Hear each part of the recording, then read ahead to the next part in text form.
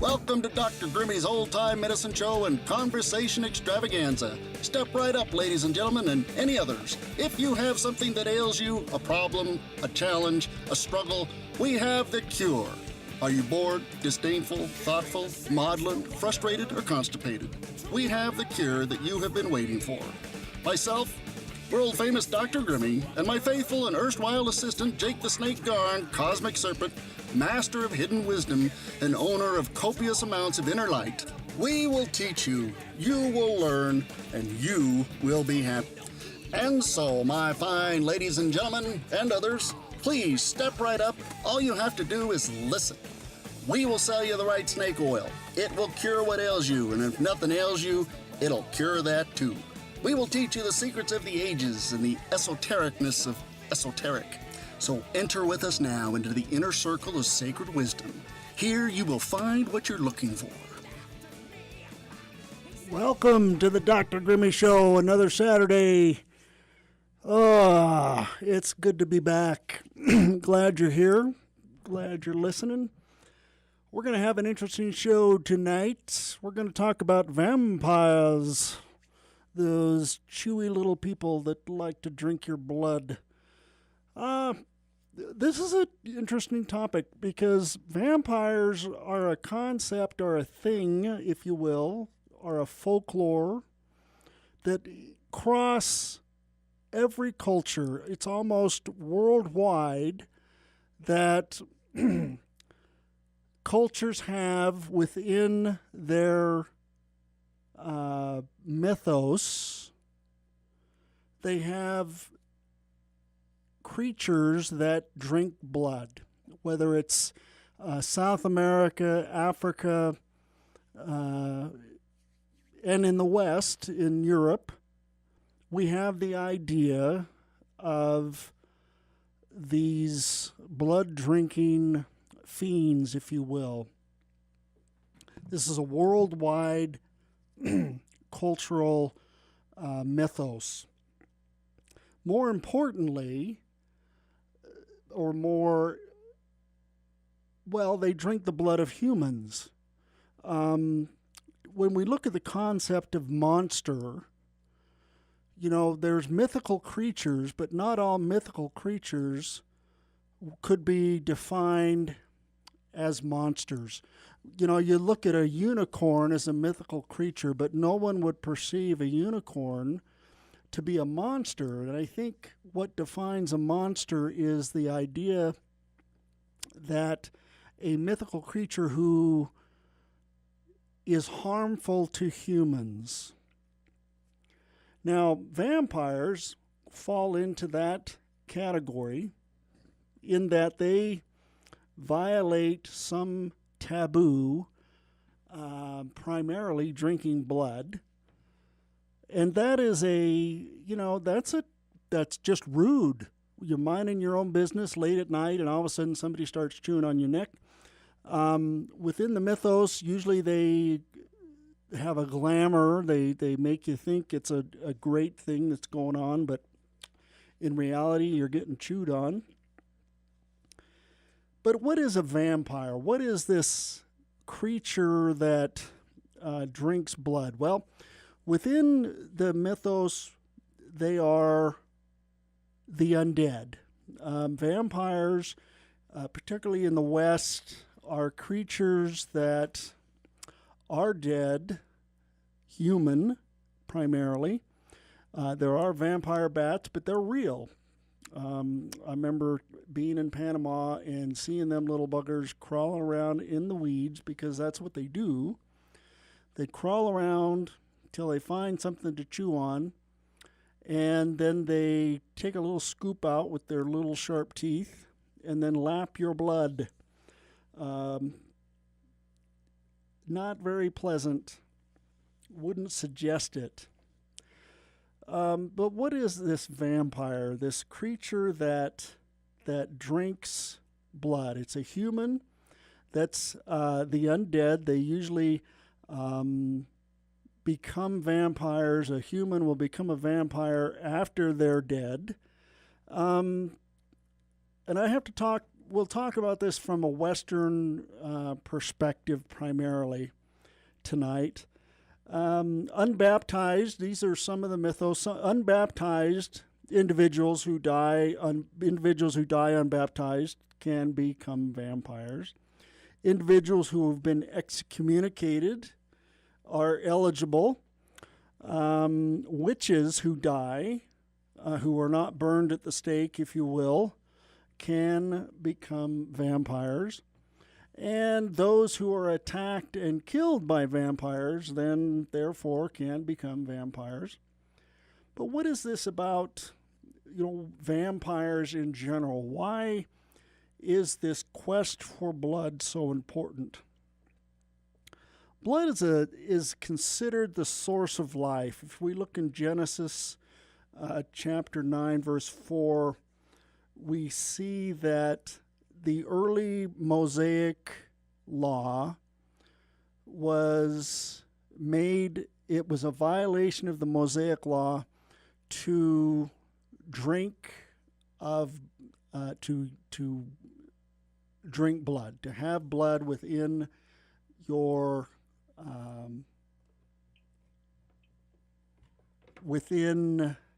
you had to I don't know what they call it, where you hang the deer up, you cut its throat, you drain the blood out.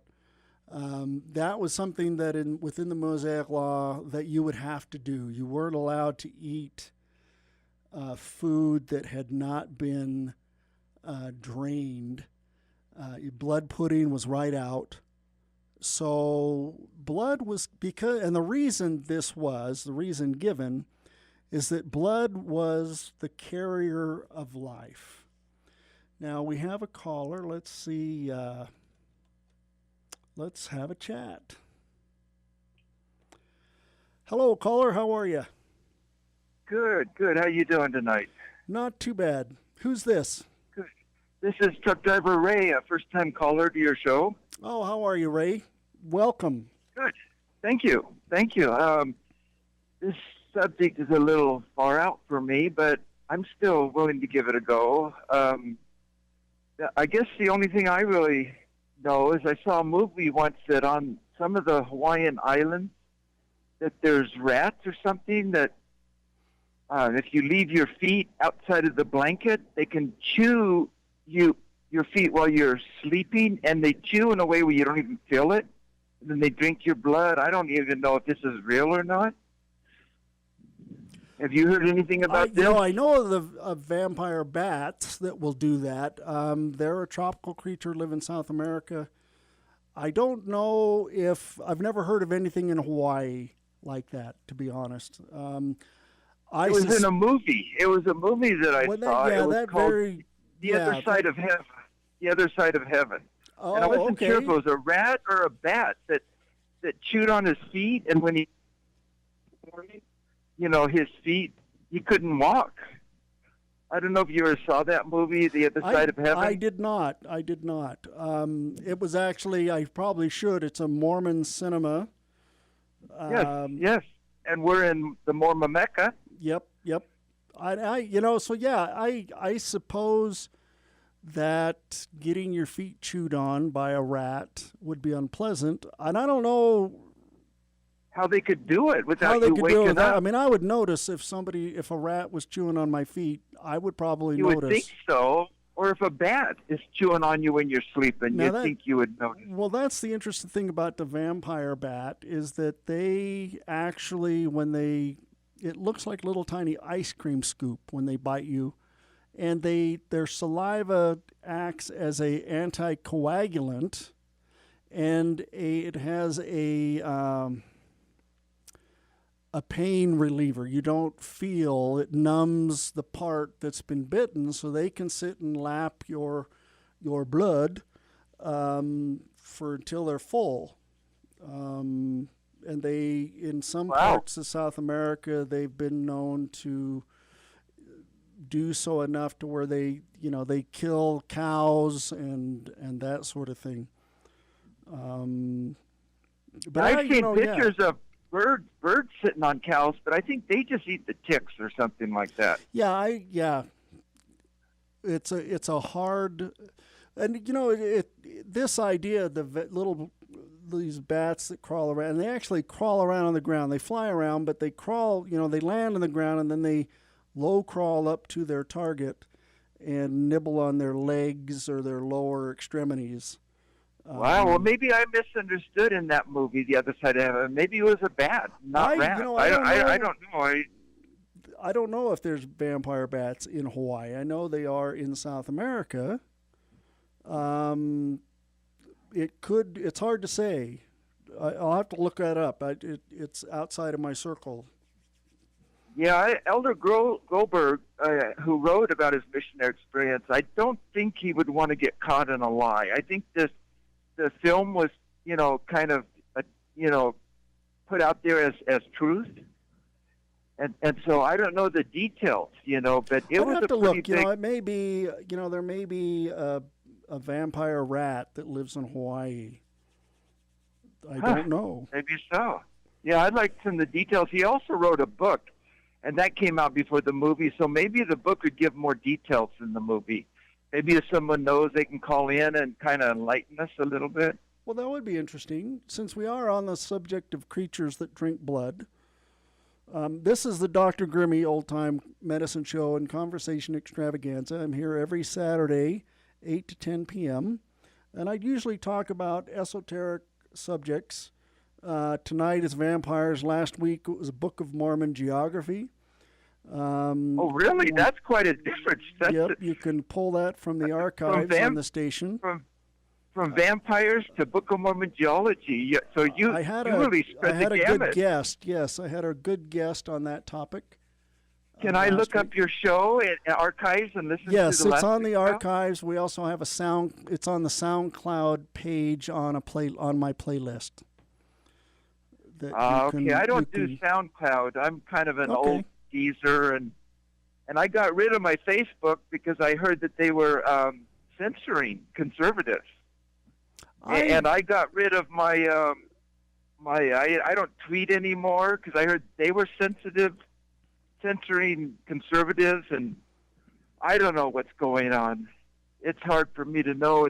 I don't think anybody that won't give both sides of the story and wants to censor, I eliminate them from my life.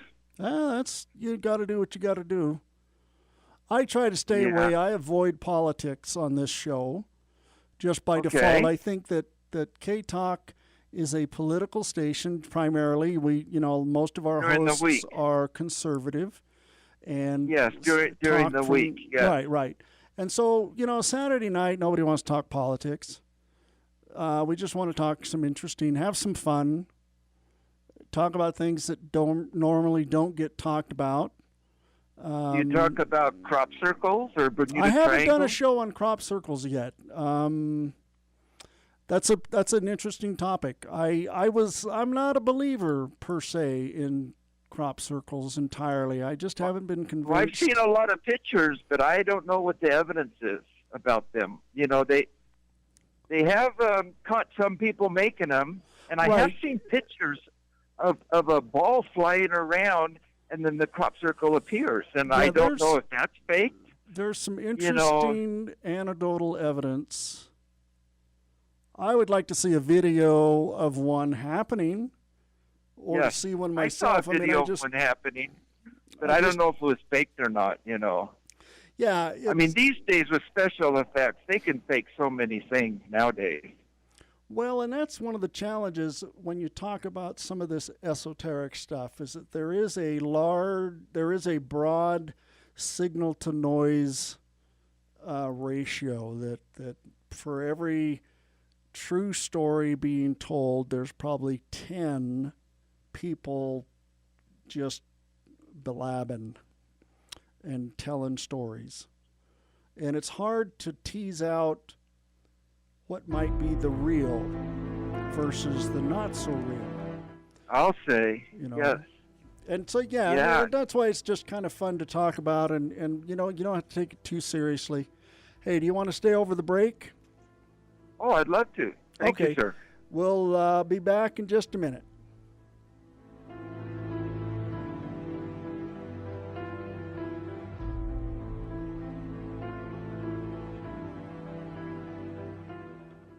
When the weather's hot outside, cool off with a splash of K-Talk Media, 1640 AM. Oh yeah, now that's refreshing.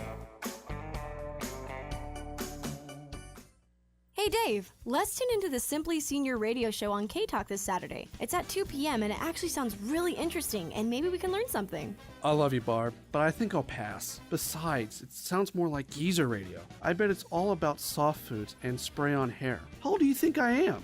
Okay, Dave, let me ask you in a different way. Do you want to listen to a radio show for people who are smarter, wiser, and have more life experiences than everyone else? Yes or no? On second thought, I'm in. If you want to join us for the Simply Senior radio show, tune into K-Talk at 1640 a.m. every Saturday from 2 to 3 p.m. See you there, slugger. The Simply Senior Radio Show is a radio program for those people who are a little bit smarter, a little bit wiser, and have a ton more experience than anyone else.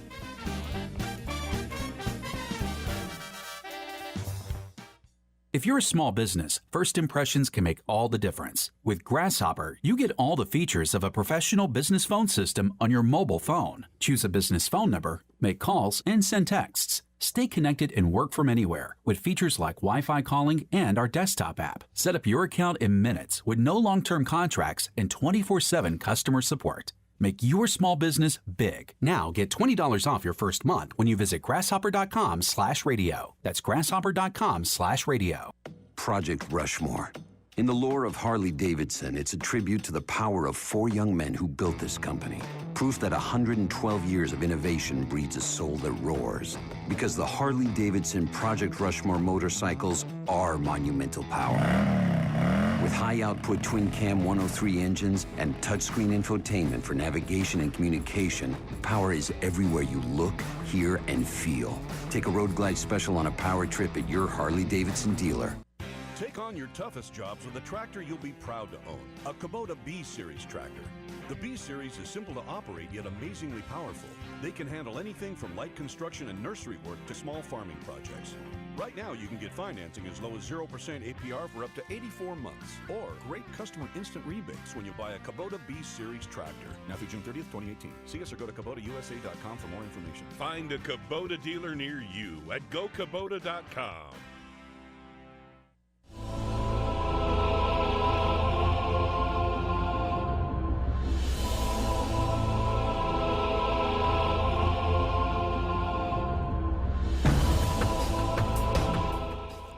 Welcome back. Hey, we're gonna. You still with us, Ray? You betcha. Hey, I've got another caller. We're gonna bring you both on at the same time. Is that okay? Oh, sure. Okay. Yeah, let's see. This would be an interesting experience. Let's How do we see know who's who's turning here. this to talk? What's that? Well, we'll just do our best to see how this works out. You'll hear. You'll all be all together. Stand by. Let's see. Okay. Hello, caller. How are you? It's Elaine. How are you, Elaine?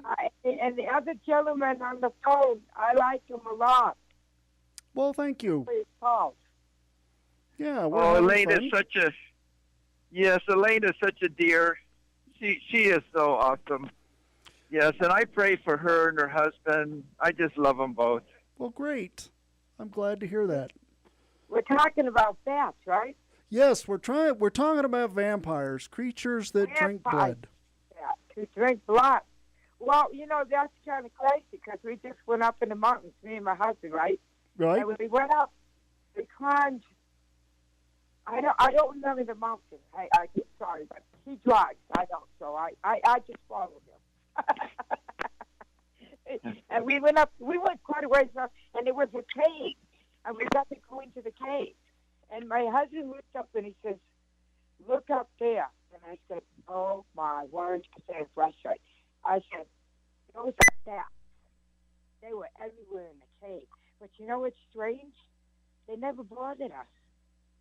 No, when they're sleeping, they generally, unless you really, bother them, they. Yeah. But it is, if you're inside a cave when they decide to leave, it can be pretty spectacular. Yeah. I know. Our dad used to tell us bat stories when I was little. And he used to tell us if a bat landed on your head, you had to walk around with it forever because the bat wouldn't get off your head. Yep. Now that I'm older, of course, I know that story is not true. Yep. So, has any of you, Ray and Elaine, vampires? I'm approaching it as a folklore, as a mythical figure. Of you guys, what do you guys think about the idea of the vampire? This revenant, this dead come to life that needs blood to survive. No, I don't go for that. Yeah, I don't. Isn't that some people believe that they're evil? I think generally that is the perception of vampires. Is when the definition of monster is a mythical creature that is harmful to humans. It violates some sort of a taboo. Now, wasn't there a real Dracula that was in a castle, and he actually drank people's blood, and the townspeople killed him? Was that like in the 14th century? I can't remember. Well, there was a guy, Vlad the Impaler, who was a nobleman in Romania who was fighting against the Turks, who was kind of the Islamic. The Vlad was a Christian and the Turks were Muslim. And so there was this constant warfare between the two going on. And he was a pretty brutal guy. He would impale people. He would put stakes in the ground and put his prisoners. Did you say he was a Muslim or a Christian? Or what did you say Vlad the Impaler was a Christian monarch fighting against the Turks. I guess you're using that word Christian very liberally. Well, it doesn't sound to me like he's a Christian. There was a perception, I think, in that time frame that the enemies of God, you don't need to be nice to them. Wow. There was this. It didn't apply to. So this was during the dark. Yeah, it was in the early, probably 13th, 11th. Okay. In the Middle Ages. Okay. I don't know the exact dates off the top of my head. I should have looked Vlad up a little bit. I was going to talk about some other. He's a great story and he gets blamed for a lot of stuff, but he doesn't really qualify as a vampire in the sense that I'm talking about him. Okay, he didn't drink any blood then. That's not just that I'm aware of. He gets blamed as being a vampire, but I think that what was his name? Bram Stoker, the author of the book Dracula, kind of loosely based his character Dracula on Vlad as a Romanian noble that had been around a while. But it wasn't a direct connection. It was, artistic license. Yeah. When I was a little girl, we used to listen to the radio. They actually used to have a radio show on about Count Dracula. Oh, okay. Yeah. And they'd come on every Saturday night. And when the music would start, it was creepy. I mean, it would make your skin crawl. Right. And there's always the... what is that? The Bach's fugue. Da-da-da, da-da-da-da. Yep. Anyway, my mother used to make popcorn, and we used to all sit around. But back then, that was your entertainment on Saturday night, the radio. Yes, that would be kind of fun. Now, just a question: do either one of you, whether you do it on purpose or not, have little practices, things that you do that are for protection? Do you keep a rabbit's foot? Do you hang garlic on your window? I mean, what kind of stuff would you do without think? You know, you just as a thing. Do you have any? I just, no, I really don't. Okay. The only thing I got is my stick. Okay. How Back about in you, the, Ray? Do you have like a talisman of some kind as a truck driver? I know there's some folklore, you know, about the little bell to keep the angels, to keep the road devils away or something. Oh, I like that story of the little bells in "It's a Wonderful Life." When you hear a bell ring, an angel got his wings, or I love it. It's a Wonderful Life. Bells have a certain. You see a lot of them in as a I don't know what the term would be, as a no, you know, like something's happened, you know, scares the bad, you know, it's a sign of good. It keeps the bad guys. Motorcyclists will keep little bells on their bikes to prevent the I don't want to say devils per se, but the road goblins from getting them. That the dingling of the bell, the tinkling of the bell, scares them away. Back in the 50s and 60s, you know, as a Boy Scout, I had a rabbit's foot, but I lost that in the mid 70s when I became a Christian. Okay, yeah, it is kind of a pagan sort of thing. I'm not sure why rabbits' feet are considered lucky. Any idea? I don't know, but I think if you are a truck driver, I have something. If I can get in contact with you, I would like to give to you. I'd like to give St. Christopher medals out. I give one to a lot of my friends, and I give a lot to truck drivers. And right. I am a great believer in St. Christopher. Right. That's the saint for travelers. Yeah, for travelers. Yeah. And everybody knock on wood so far. Everything's so good. Yep, I've got a wood panel here on my console, so I did knock on some wood. Yeah, so that's my brother-in-law is a truck driver, and he has one, and about 4 other friends of mine that have trucks. And I give people with a car too. Okay. Now, do you have any, Ray, do you have any Christian talismans? I know that's perhaps not the right language, but is there like a... back in the mid 70s when I had my spiritual experiences, I went to a lot of different Christian religions, and then eventually, right now, I'm an LDS Christian, so I do have consecrated oil. Okay. I believe consecrated oil, you know, and I believe in the power of the priesthood. Okay, so there is a pretty Christian basic view of if you're doing the right thing, you're protected from evil. Sure. But see, you know, sure, the Catholics and the Christians have a lot more in common than what they think, because we use oil. I got a bottle of oil on my little stand in my bedroom. Yep. That's the Catholics bring the last rites, and so you're anointed with oil, and when they give you the blessing, they use oil, and the oil is supposed to be blessed, you know, by the priest. So there's a lot more in common with the Mormons than what you think.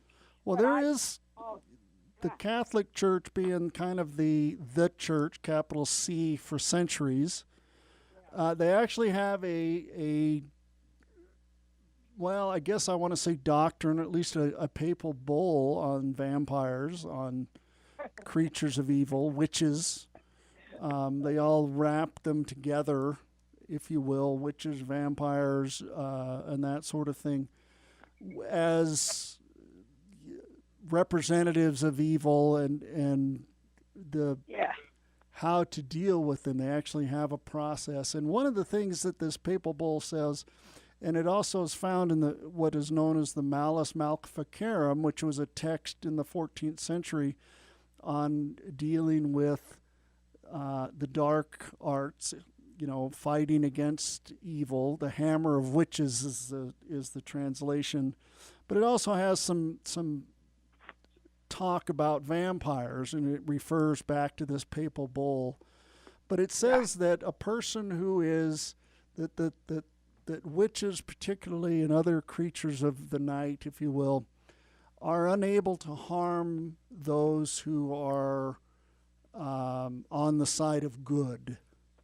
So those who are, primarily priests and those who are set apart as leaderships of the leaders of the congregations, if they're unable to be harmed by these servants of evil, if you will. So there is within Catholicism, there is a framework of at least looking at vampires, if not as actual creatures, then as representatives of evil. Yeah, that's right. When you think about, you hear about vampires a lot when it comes, time for Halloween. Right. Yeah. One the interesting thing about vampires, or monsters in general, and we'll step back a little bit. Monsters in general, and I use the definition of monsters, the idea of a mythical creature that, because like unicorns are a mythical creature, but we don't call them monsters. But vampires, being a mythical creature, we would call a monster, and what makes them a monster is that they violate some sort of taboo, or they break the rules of normal social getting along. And so biting on somebody's neck and drinking their blood is a pretty serious, it's just rude at the bare minimum. That's what well, that's like that movie, The Body Snatchers. Right. Sucking your blood out. Yeah, I would say so. Yeah, usually something we consider a monster is a creature that violates a taboo, and it's usually causes harm to humans. Primarily. Now, I'm wondering now, if I woke up with pain and found somebody nibbling on my neck, and that is quite rude, would it be rude of me to slug the person in the face? Well, no. I don't think hopefully if it was just, if it's a vampire, usually they're probably are able to glamour you, as one of the terms, or prevent you from, make you freeze, sort of thing. There's some sort of power, but if it's just your neighbor or a stranger, then punch away.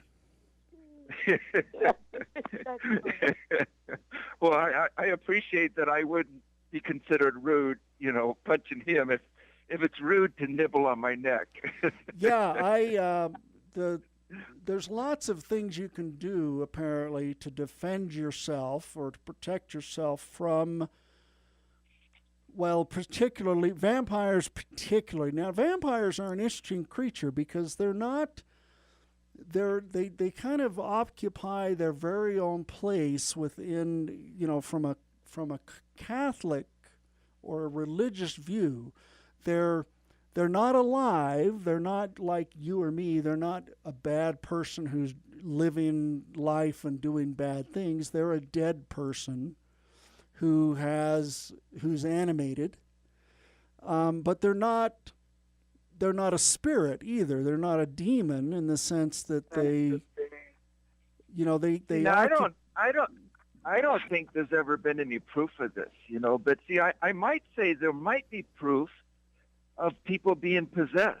Now I did see the movie The Exorcist. Right. and psychologists say that that's just people who needs medication. And so the thing is, is a possessed person a person who needs medication, or we'll you know, bang on that spirits idea, really- I think, a little bit after the break. We'll talk about what they consider complete possession and maybe how it applies. You guys want to hold over? Okay. All right, guys. We'll Well, see you in just a couple minutes. You know, I'm sorry. I got to go. I'm just Okay, home now. Ray. Thanks, Ray. We appreciate you being here. Enjoyed it. Finally out. So Bye-bye, get Elaine. there and All enjoy. right. And don't forget to bring along the refreshing sound of K-Talk Media, 1640 AM. Did you know that at least 50% of women and 30% of men are wearing the wrong size shoe? Have you ever thought to yourself, I love the style, but I definitely can't wear these shoes all day? Do you find yourself in that constant internal argument between style, comfort, and fit? SAS Shoes at 8922 South, State Street in Sandy understands how important a really well-made pair of shoes can be. And this family-owned American company has a dedication to quality and detail that ensures that no matter the SAS shoes you choose, they will be the best made, best fitting, and most comfortable pair of footwear in your closet. Come see us at 8922 South, State Street in Sandy. You know you need a new pair of shoes, and now they're more affordable. SAS on the corner of 90th South State Street, open Monday through Saturday, 10 a.m. to 6 p.m. Come in to feel how comfortable a new pair of shoes can be. Hey Dave, let's tune into the Simply Senior radio show on K-Talk this Saturday. It's at 2 p.m. and it actually sounds really interesting, and maybe we can learn something. I love you, Barb, but I think I'll pass. Besides, it sounds more like geezer radio. I bet it's all about soft foods and spray on hair. How old do you think I am? Okay, Dave, let me ask you in a different way.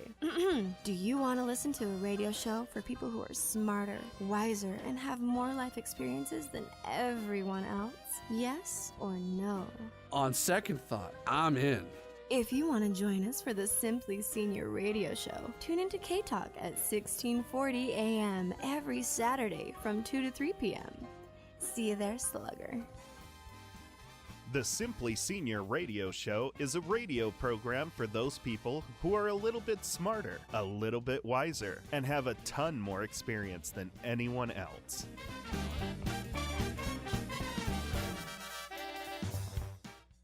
When you're hiring, you want qualified candidates fast, and it can be hard to know where to find them. More than 3 million businesses use Indeed.com, the world's #1 job site. Whether you need entry-level or highly skilled employees, Indeed helps you find great talent and make the right hire. Indeed is offering new users a $50 credit to give their first job post premium visibility as a sponsored job. Redeem this offer at Indeed.com/promo. That's Indeed.com/promo. Terms, conditions, and quality standards apply. Jimmy John's Freaky Fast, Freaky Fresh. I'm calling because I saw one of your delivery persons today, and he was totally naked. Ma'am, I sincerely want to apologize for any... Buck naked right there on the street. Ma'am, we're doing all we can to... And I say it's about darn time. I know, and I'm gonna... Wait, what? The human body is a beautiful thing, don't you agree? Well, We've suffered the tyranny of clothing for way too long. Okay, but... So thanks, Jimmy John's, for going all natural. Actually, ma'am, it's our meats that are all natural. Say what now? Our meats are all natural. Wood smoked ham, choice roast beef, real fresh turkey breast, all natural and freaky fresh. So I don't suppose I can expect all natural delivery in the future. No. Darn.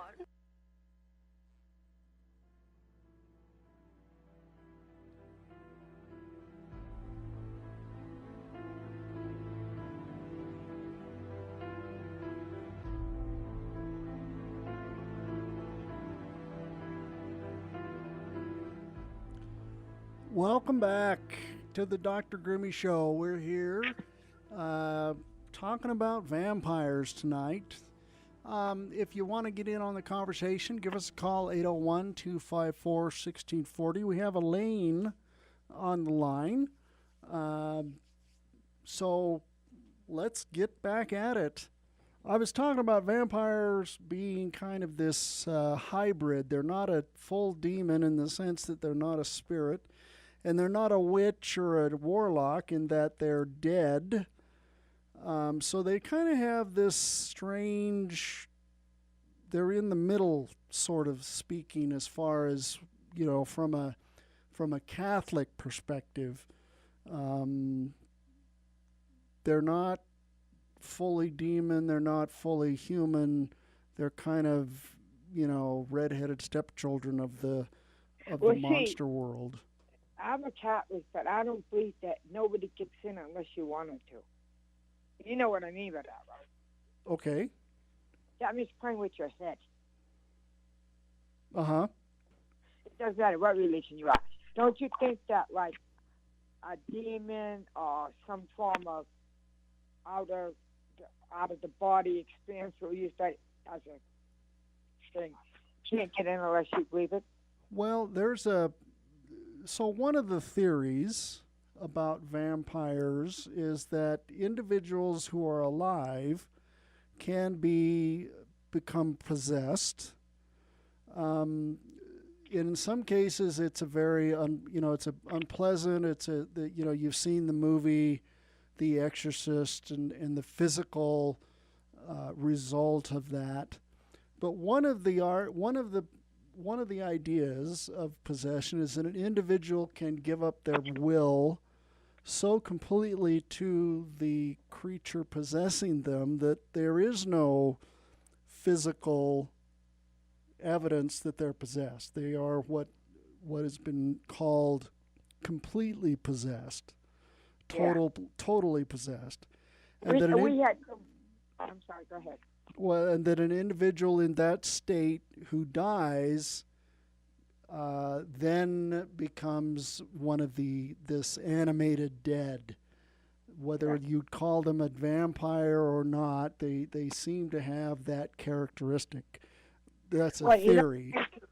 What's interesting, I worked in it when I became a nurse. You had to work in one of the wards that you have to work in for almost a year was a psychiatric ward when you become a general practitioner nurse.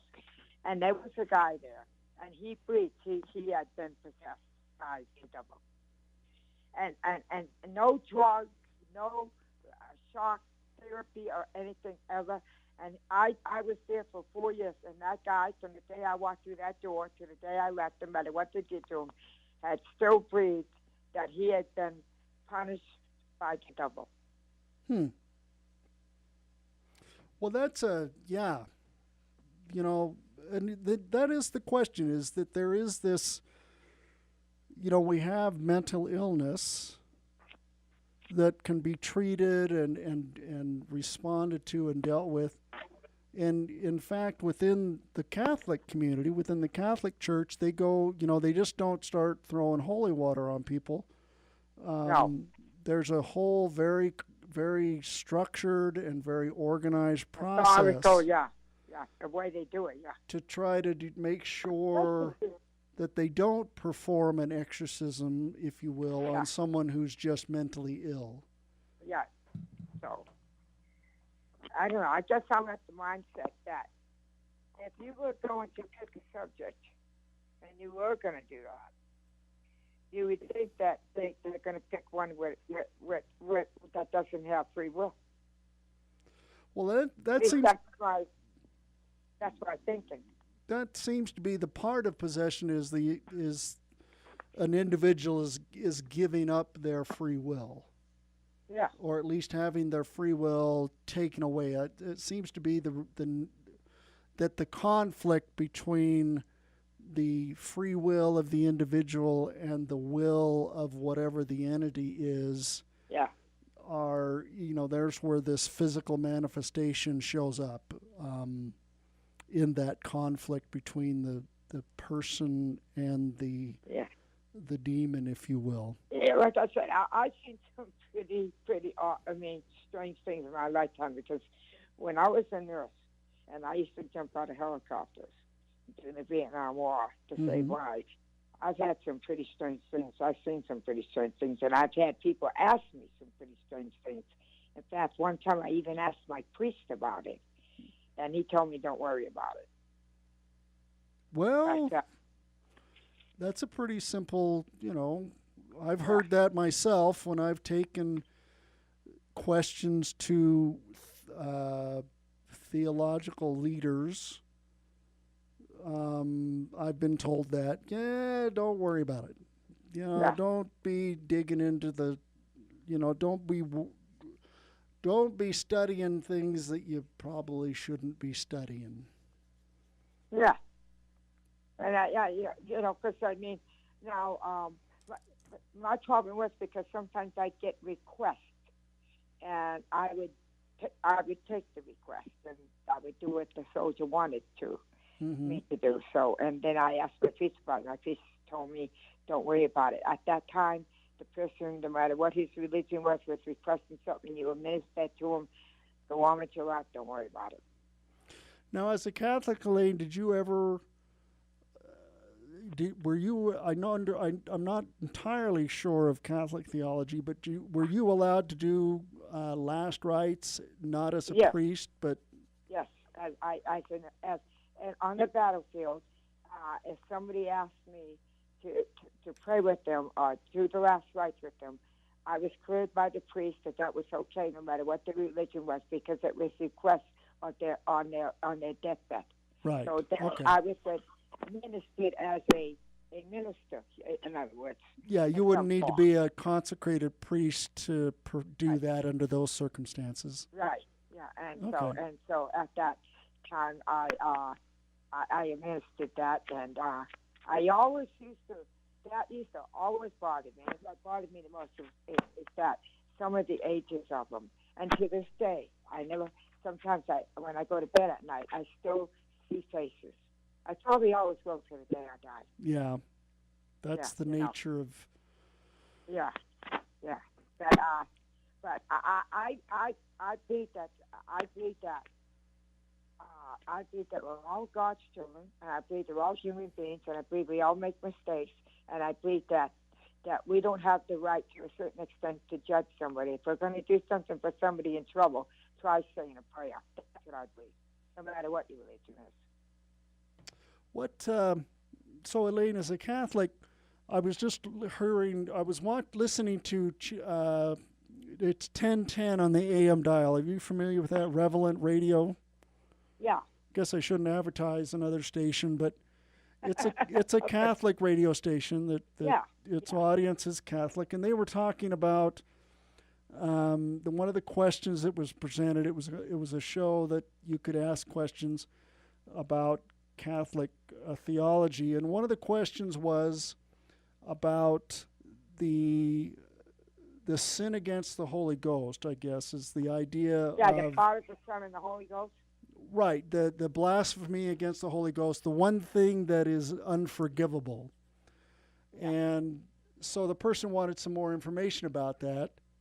And so the priest who's answering the question went back to the catechism in saying that we don't forgive ourselves, and it's a blasphemy against the Spirit to not forgive yourself, because the Spirit is able to do that that in denying the power of God to forgive sins, it's kind of it's just rude, I suppose. Kind of weird. Yeah, and so and what, in my own brain, which gets me into a lot of trouble, if I struggle with forgiving myself, I'm far harder on myself than anyone else would be. This idea of cutting myself some slack, forgiving myself, and allowing whatever the universe is. I'm not Catholic, but I do believe in the divine, and the idea of accepting that grace. You have a hard time letting yourself off the hook. Right. That's a big challenge. That's no small thing. What? But that's okay. It depends on what it is. I mean, if it's something small or in the middle, you ain't murdered anybody, you ain't killed anybody, you haven't gone out and deliberately ruined somebody's life. I mean, and it's something menial, you're going to be forgiven. Well, that's one of the arguments, is that one of the things about vampires is that an individual who has that temperament, who is a person who thrives on evil while alive, who seeks after evil, embraces it, that you are at risk of becoming a vampire. That well, what they're saying, they go after vampire goes after weak people. right, a life. What is it? Yeah. The text I use as a source is a guy by the name of Montague Summers. He claims to have been a Catholic priest, or at least I don't know if he's a priest or at least a monk, some sort of order.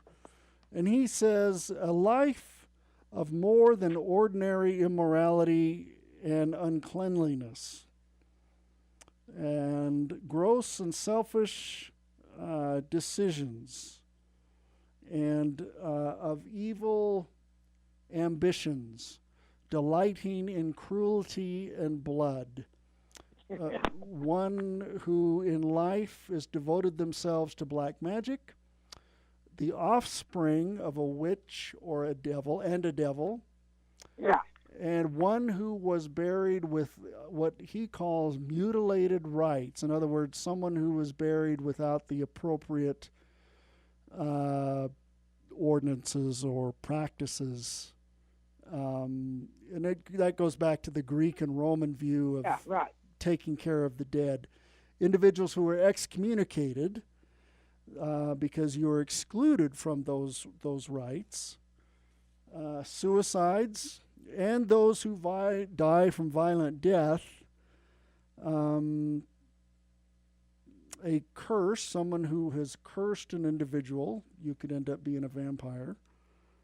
And this is the strangest one I came across, was if a cat or another animal jumps over your body while you're dead, say you're at the funeral home, and somebody lets their cat go and he hops over the top of you, then the odds of you being a vampire apparently are increased. Aren't those called superstitions, though? Well, and this is, we are talking about the mythos. I mean, I'm not saying they're real, and I'm not saying they're not. This is the stories, this is the folklore that goes along with that. That those are what put you at risk of being a vampire, is that all of these sorts of things that generally, I guess it's as much a possibility as anything. Well, like around Halloween time, some people out there believe in these, animal rights and the burial stuff, and they believe that in this, if they sacrifice like a cat or a dog or anything that's an animal, and they'll castrate it and destroy it and burn it. It's disgusting. That actually they claim is a religion. That is true. Hey, we're on a break, so we're on a break, so we're on